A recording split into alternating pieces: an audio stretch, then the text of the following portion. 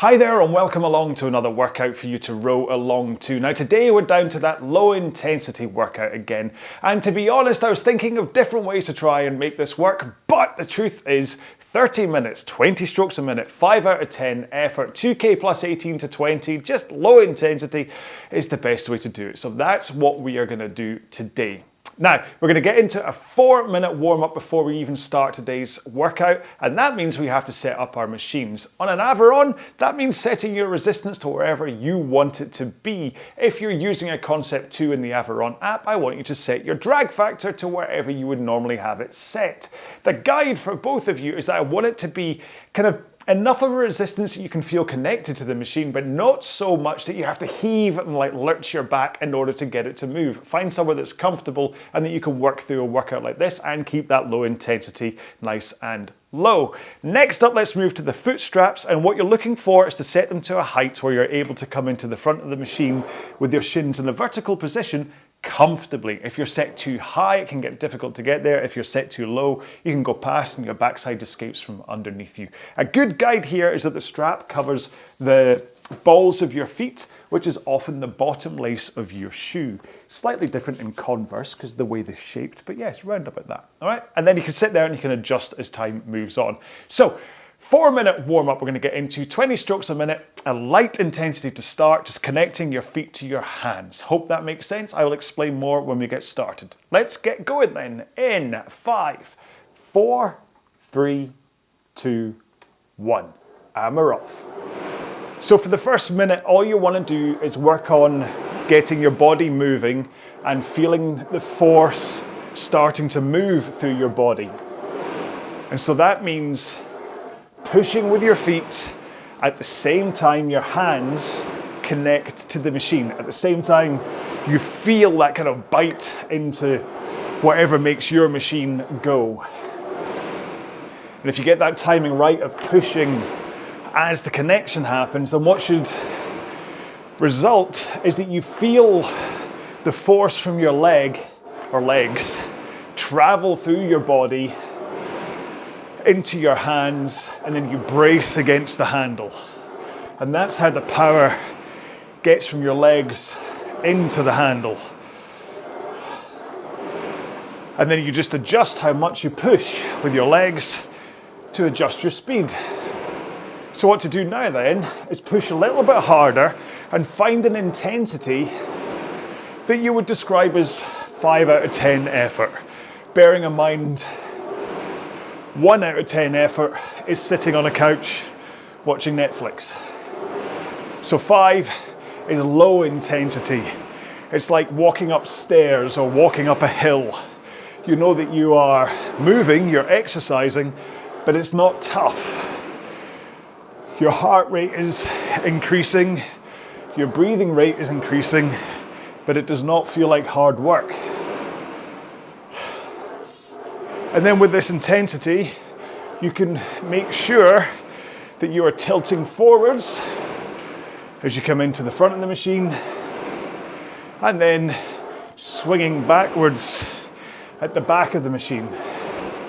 But we're going to practice that for the next few minutes as we do some drills. So take one foot out, put it on the ground, and continue rowing. Now with only one leg strapped in, it's easier to get into full compression, shins vertical, at the front of the stroke, and then you push out with that leg. But it's also easier to work on your posture as you tilt forwards to the front and backwards. Let's swap feet, strap them up, take them out, keep going, because it's hard to do this if you have a slumped, collapsed posture. You can't quite get into it. It's almost like you worry that your shin's going to whack off the foot plate if you do this with a bad posture. So it's a good little hack to get you into that tilt forwards and backwards. One more here. Let's put the foot back in, strap him up, legs straight, and roll with your back and arms. So swing over your back, pull in your arms, release your arms, and then rock forwards again. And even if you're just concentrating here on the hip rock and not really worrying about your arms. And that's important. Out of the two things here, I'd rather you focused on the hip rock. Excuse me, big cough. Let's roll into the front, forward tilt, straight arms, and push out with your legs. So push, push. Keep those arms straight this time and hold that forward tilt. So this time you are not rocking your hips. I want you to hold that forward tilt, work on the timing between legs and arms. Let's take one more here. And we're all done with today's warm-up. So keep on moving up and down the rail, have a quick drink, and I'll explain one more time what it is we're doing today. Okay then, so today's row is very simple. It's just going to be a 30-minute low-intensity row at 20 strokes a minute.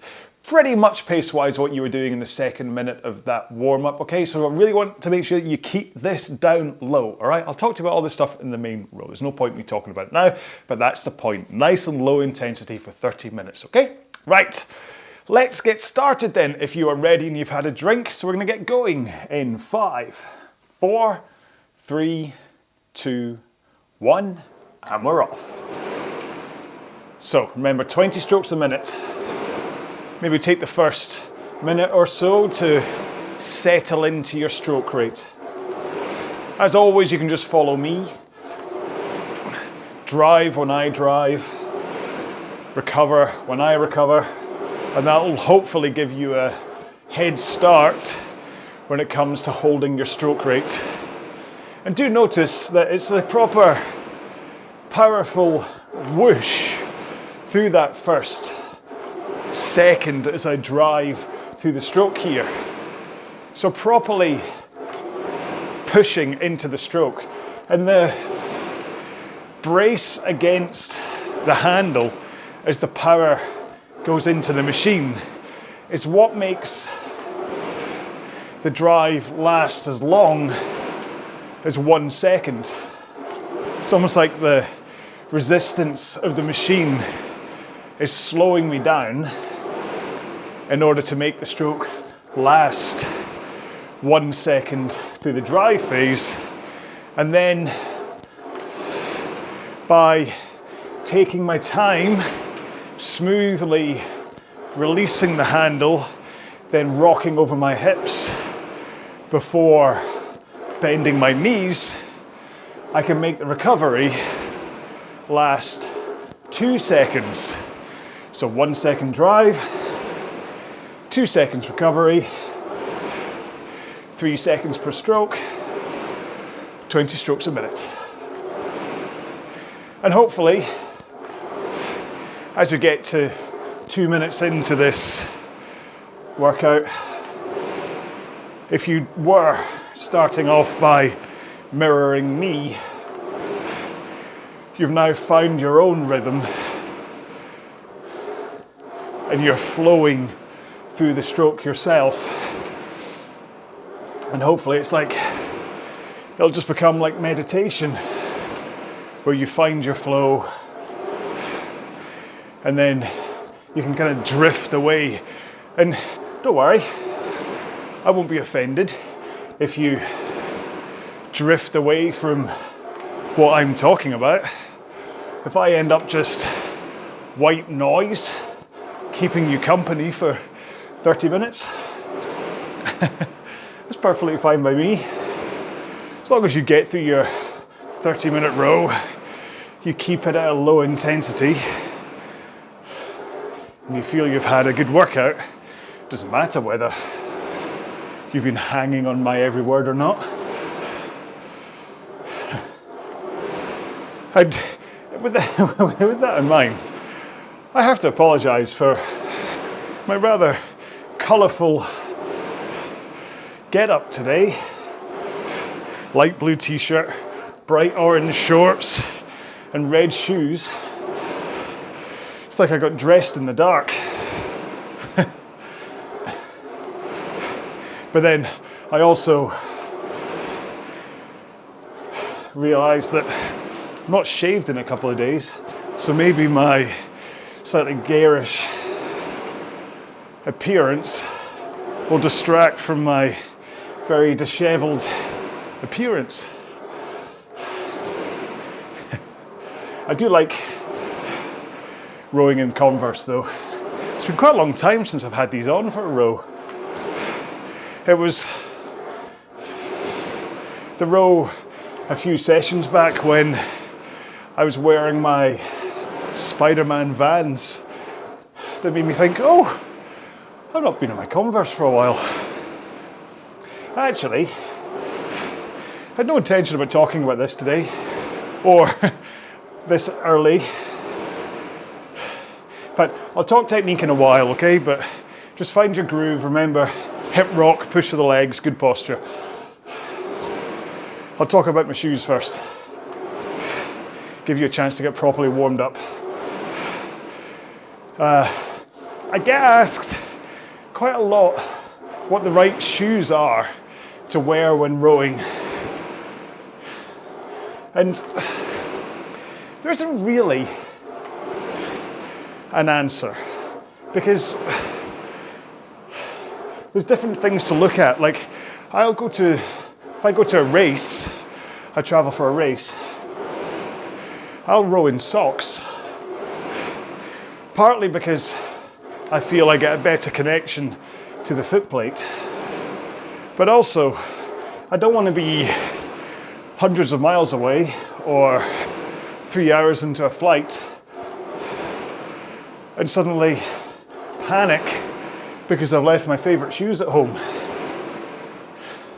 Nor do I want to go to the gym and then feel I can't put in the right workout because I don't have the right rowing shoes with me.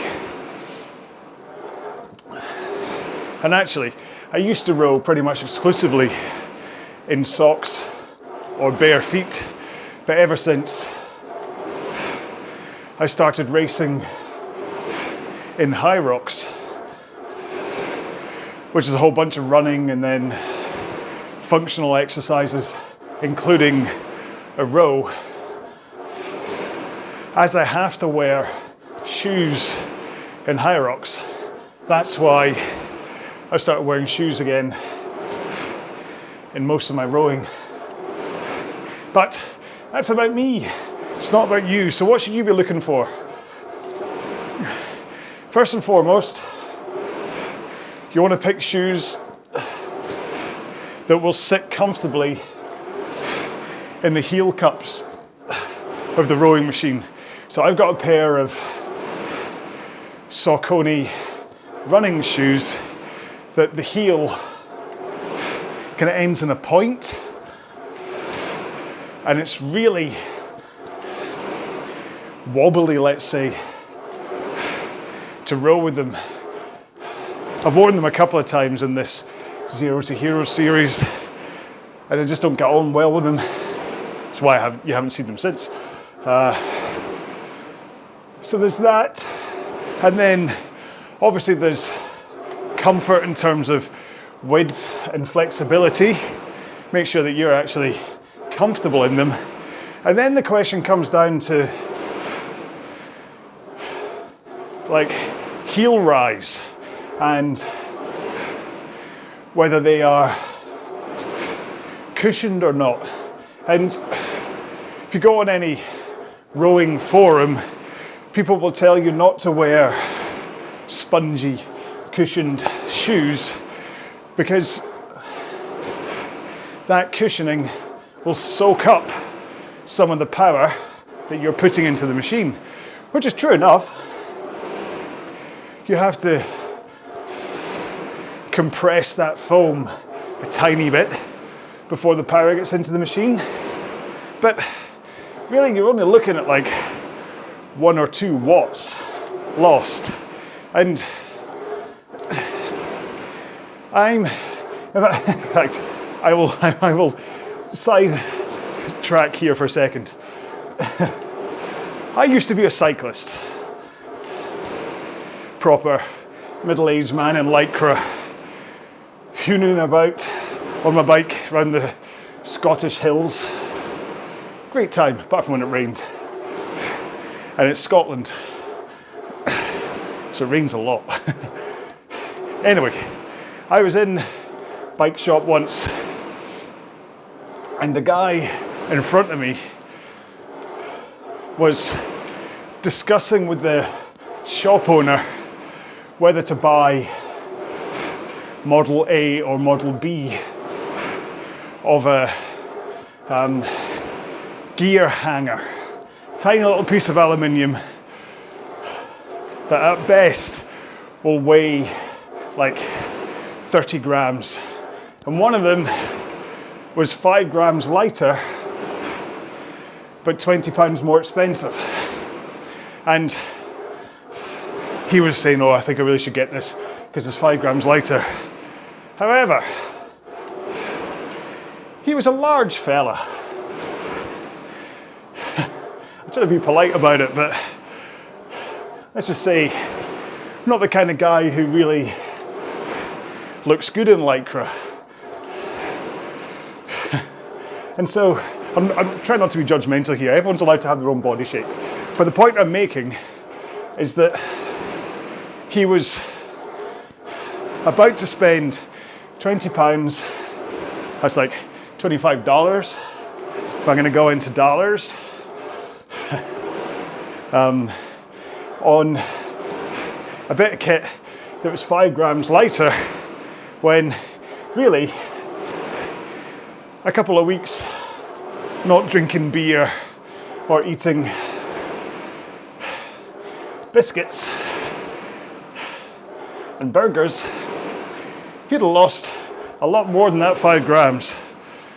So sometimes you need to look at what you're doing rather than trying to buy your way into better performance. So coming back to rowing, at my stage anyway, if I was looking at my shoes and thinking, oh, if I bought £100 worth of weightlifting shoes, I will save myself 2 watts of energy, which will make me row faster. At this stage, just working harder and more sensibly in my rowing, I'm going to get a much higher increase than 1 or 2 watts of power. If I was an Olympic rower chasing the 2K world record, and I was like 0.2 of a second shy of it with every attempt, yet I was just wearing a pair of Nike running shoes, then maybe I would investigate all aspects for marginal gains to get that 1 or 0.2 of a second. So what I'm saying is that shoes are important for comfort, but don't stress too much right now about whether they have a cushioned sole or not. Can you believe I just spoke about for like 4-5 minutes just about whether to get flat soles or cushioned soles or not. And that's the other thing then, is the flat sole thing. So these Converse have a flat sole, which means that my heels make contact with the foot plate a little bit later than if I was wearing like basketball shoes with a big cushioned heel.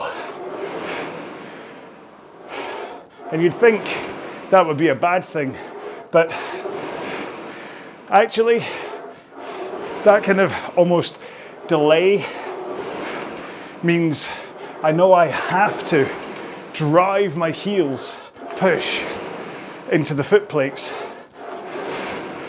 in a much more deliberate manner, rather than if they were really raised heels, then having a very lazy push that isn't quite putting the power forcefully into the machine. So like I said at the beginning here, that 1 second drive, you need to still power into the machine. I mean, no matter what machine you're using, when you drive, what you're looking for is that whoosh, that acceleration as you go. If you're just getting like a whoosh, there's no real acceleration to your stroke, then you're not powering, pushing, accelerating the force into the machine. So sometimes, I'm not saying it's going to be shoes that's the culprit, but what you want is to make sure that things aren't getting in the way, let's say, of you putting the power into the machine. Because a rowing machine is amazing. The workout it can give you, I don't think you can match it with any other piece of fitness equipment out there. And so what you have to understand is that this piece of kit will do nothing for you. It won't work your body without you putting the work into it. Whether that's a low intensity row like we're doing right now, or the tempo rows like the previous row, or the max intensity like the Tabata, you need to learn how you put the power into the machine. And that's kind of leads me to a rant about people who get in touch and say, I can row 20 strokes a minute, but nowhere near the pace of the person next to me. And that's not the point of a rowing machine. It's not like a spin bike where the RPM and the speed are always linked. So like if you can get it up to 100 RPM, it doesn't matter whether you are high resistance or low resistance, you will be going at the same pace. It's not the same on a rowing machine. Here, I can row 20 strokes a minute at a really gentle, like 3 minutes 15 per 500 meters. Or I can absolutely hammer it like this. And that was me right up to 139 pace. But it was still at 20 strokes a minute. And that's because I was putting the power into the machine. I wasn't responding to resistance of the machine, if you get what I mean. Does that make sense? I hope it does. Oh, right. Come back, John. You've left us. You're just talking about stuff. Listen, what's this, row 28 of the Zero to Hero series? I mean, we've got quite far where I have been quite on point talking technique and motivation. Don't think I've really had these massive diversions yet. Just you wait until I get started on dinner plans. In fact, what is today? Today's a Thursday for me. In fact, oh no, I have said it, that Fridays are the most important day in my week when it comes to food, because we always have spaghetti bolognese. Whereas Thursday is basically scavenge hunt day, where there's no plan for any of us in the house for what we'll eat. Basically, it's just look through the cupboards, look through the freezer, and then choose what you want. I mean, you're not allowed to have ice cream or like chocolate for dinner. It still has to be proper food. And it's not like I'm saying this with empty cupboards. The cupboards are filled with like soup, and like Holly, my youngest, she loves baked beans and pork sausages like a can from Heinz. She'd eat that all the time if she could.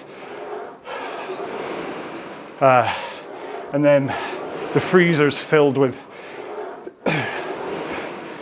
like when we make spaghetti bolognese, we'll make a whole batch and then freeze individual servings for moments like this. And it's the same if we make chili or pasta bake or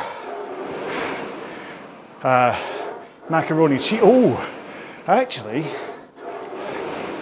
Saturday night past, I made my special mac and cheese, which has like 5 different kinds of cheese in it. Rigatoni pasta and smoky bacon in it, with then breadcrumbs scattered across the top. But that's lovely. And I remember having an extra portion to put in the freezer. Maybe I'll have that tonight. Sorry. I mean, when you think about it, I said, oh, it's not that often I go into a flight of diversion. I didn't intend to then get further away. Listen, you know how to get in touch. Facebook groups or Instagram or email. If you'd rather I just kept on point and just taught technique for every row, you know I'm happy to. But I do get the feeling that would get a bit dull if that's all I ever spoke about. That said, let's talk technique. We've got 8 minutes to go in today's row. So even though I'm hoping that you've kept this at a nice low intensity, between us being over 22 minutes in, and maybe it's still a bit of an ask for you to row like consistently without a break and a little wiggle of your backside to release the pressure, then sometimes your technique can get a little, tease John, can get a little ragged, let's say, frayed around the edges. And usually it's a combination of posture and the backswing from a technique point of view that starts to fall apart. Yes, you might reduce the push from your legs as you get tired, but often it's a kind of a slumped, rolled, soggy posture that starts to creep in, combined with an early backswing. So, as you finish your stroke, and pull the handle into your chest, the handle should release instantly. Nice straight arms, smoothly and instantly. And then as your arms come away and you feel everything kind of rise as your arms come forwards, I want you to also rise out of your backwards lean. So you finish leaning back to like a 11 o'clock angle on a clock face with your core braced. But rather than just curling your upper body forwards from that position, you want to rise and tilt out of that position so that you are now tilting forwards, hinging over your hips to a 1 o'clock position on the clock face.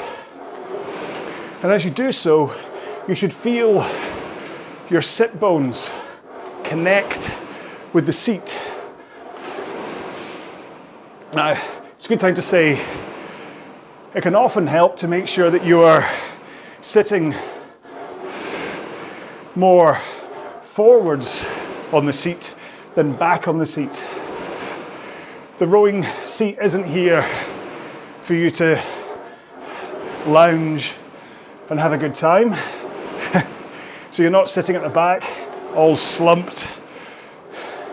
If anything, you want to be more perched at the front of the seat, because if nothing else, if you're at the back, you can start to really crush your hamstrings and your glutes, especially if you then add in a bad posture, which if you're sitting at the back, it can kind of promote.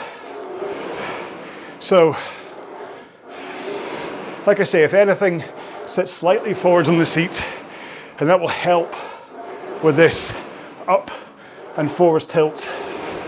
Your arms are already straight, and so by the time your hands are past your knees, you're in that forwards tilt, and all you have to do is bend your knees in order to return to the front of the machine. So you're not tugging on the foot straps. This is one of these things that if you find your foot straps are coming loose, then the reason for that is that you're tugging on them. And you don't need to. Both at the back of the drive, if you get all of your leg drive into the machine and you swing over your back, pull in your arms, then the momentum of your body going backwards should be what is putting power into the handle and into the machine, so that as you come to a finish with legs down, there's very little momentum sending you backwards. And if you have a good posture, all you have to do is brace your core to stop at the back of the machine.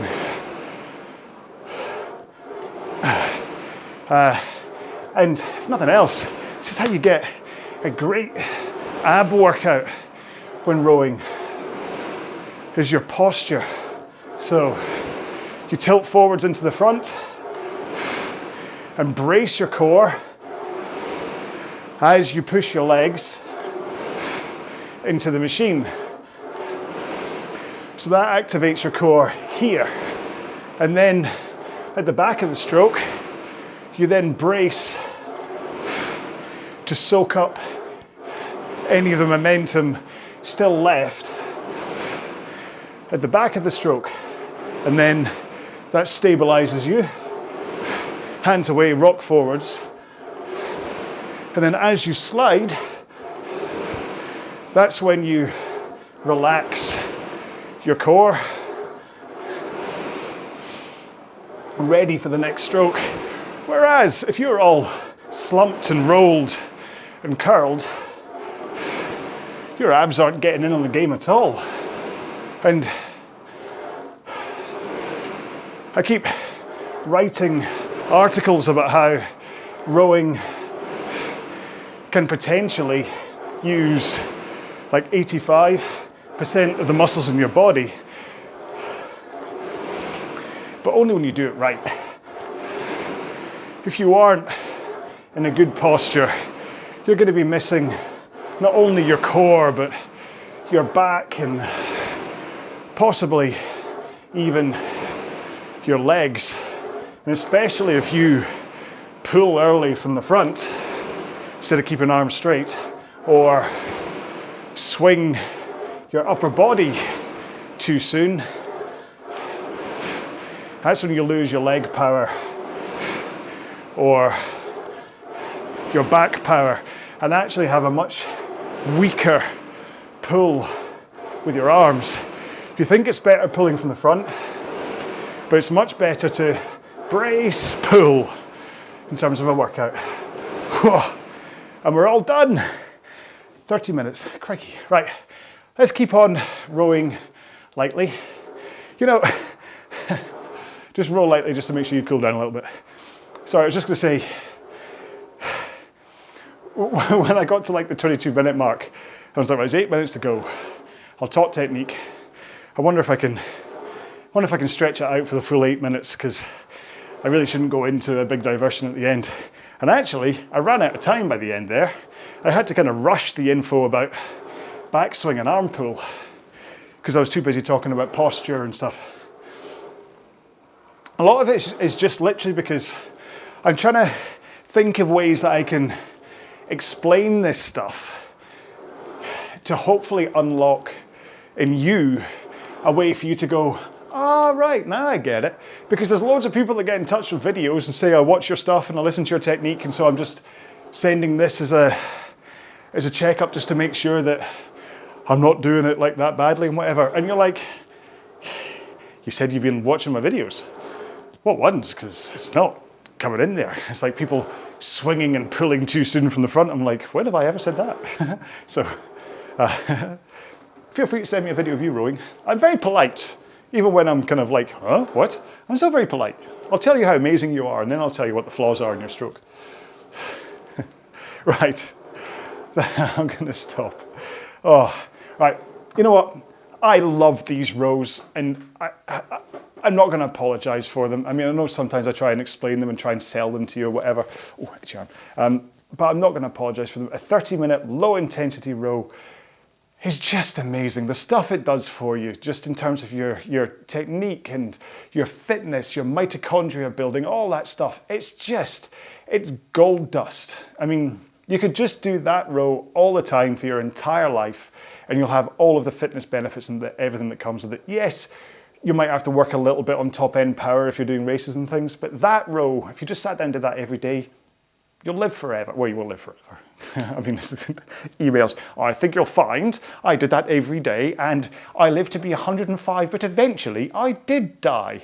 Dear Mr. RowAlong, I'm unhappy because... sorry. Dearie me. Right, okay. This is, you know, before I started making stuff for Averon and I just made the YouTube videos and whatever, this is what I was like the whole time. So you should be thankful that we're on row 28, and only now have I really kind of, like this little parachute of professionalism has just left out that year and hit the ground. So, but you know what? It entertains me. I find myself amusing, so I carry on making the videos. You can just press mute. At this point, you're just going to go, oh God, he's still talking. Mute. Just do some light rowing and some stretching. And that's what you want to do. You want to make sure and stretch, drink, eat, all that stuff after today's row. Remember, I've got stretching and cool down videos up here that you can follow along with, and I'll take you through stuff. So yes, you can do that as well, right? So I'm trying to claw this back into professional, you see.